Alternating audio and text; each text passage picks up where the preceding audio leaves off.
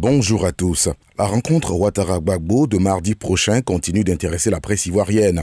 Reprenant un article du confrère Jeune Afrique, Soir Info revient aujourd'hui sur comment la rencontre Ouattara-Gbagbo du 27 juillet au Petit Palais présidentiel a été préparée. Tout serait parti d'un échange téléphonique entre les deux hommes, puis le fondateur du FPI a fait passer au cercle de Ouattara l'info selon laquelle il voudrait le rencontrer.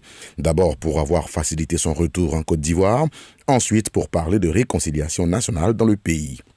Dans le même élan, le patriote qui affirme que le fil du dialogue n'a jamais été rompu entre le pouvoir et l'opposition précise qu'Alassane Ouattara coupe l'herbe sous les pieds des ennemis de la paix par ses actions et décisions. La position de ce quotidien est rejointe par le mandat qui ajoute que Ado confirme son statut de vrai disciple d'Oufoué en ne manquant aucune occasion pour appeler à la poursuite du processus de réconciliation nationale.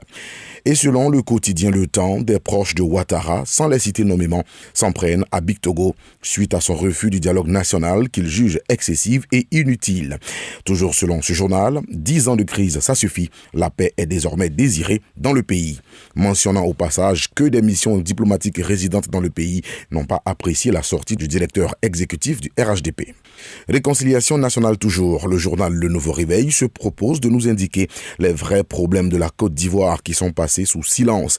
Le quotidien reprend sur 5 pages ce qu'il appelle les recommandations de la CDVR, Commission Dialogue, Vérité et Réconciliation pour guérir la Côte d'Ivoire, issu du rapport final de la CDVR de décembre 2014. Détaillé en 8 chapitres, ces propositions passent par tous les aspects de la vie de la Côte d'Ivoire. À l'intérieur de ce document, on parle entre autres de réduire la TVA sur les produits de base et lutter contre la cherté de la vie, ainsi que de la mise sur pied d'un observatoire de la paix, du dialogue et de la réconciliation. Il y a eu sortie de promotion à l'école des forces armées de Zambaklo hier. Fraternité Matin nous révèle qu'ils sont 109, dont 92 Ivoiriens et 9 femmes, les officiers de la promotion Amadou Gon Coulibaly, qui viennent en renfort dans la lutte contre le terrorisme. À ces derniers, le ministre de la Défense Téné Birahima Ouattara a dit que l'engagement contre le terrorisme doit être leur priorité, comme nous le rapporte Le Matin, avant d'ajouter, hélas, le terrorisme est et sera de plus en plus prégnant pour dire qu'il va continuer de s'imposer aux esprits des uns et des autres. Il a invité la promotion sortante à être curieuse, attentive, imaginative et studieuse sur le terrain, vu la nouvelle exigence qu'est le terrorisme que ses membres devront aider à juguler, tel que nous l'apprend Le Nouveau Réveil. Le ministre de la Défense a relevé au cours de cette cérémonie que l'EFA, l'école des forces armées, est transformée en AFA, Académie des forces armées, depuis la prise d'un décret en novembre dernier, afin d'améliorer les performances de cet établissement. Élection sénatoriale partielle du 31 juillet prochain. La campagne est ouverte depuis ce vendredi et prendra fin le 29 juillet prochain. Un passage en revue des journaux de ce jour nous fait dire que seul le RHDP promeut ses candidats. On le voit dans le journal Le Patriote qui met en lumière ses candidats dans les régions du Kabadougou, du Gontogo, du Bunkani et des Grands Ponts. La Côte d'Ivoire vient de franchir une étape importante dans le processus d'amélioration de son score Doing Business, où le pays est classé 112e mondial. Et cela en ce qui concerne l'indicateur transfert de propriété dans le foncier.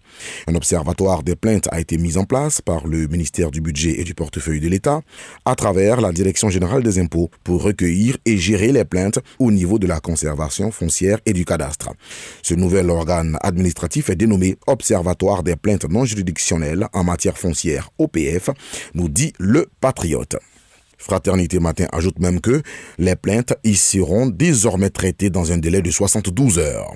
Et puis en sport, Jeux olympiques de Tokyo, les éléphants U23 de Côte d'Ivoire à 10, après l'expulsion de Doumbia Aboubakar, l'ex-joueur de la SOA, ont battu hier 2-1 l'Arabie Saoudite en football. Super Sport note que les éléphants barrissent fort avec cette victoire dans la rencontre des outsiders de cette poule D, dite poule de la mort, qui compte le champion olympique le Brésil et son vice-champion l'Allemagne. Le Brésil est d'ailleurs le prochain adversaire de la Côte d'Ivoire et c'est pour le dimanche 25 juillet à 8h30, temps universel. À vos journaux et bonne lecture. Radio de la paix.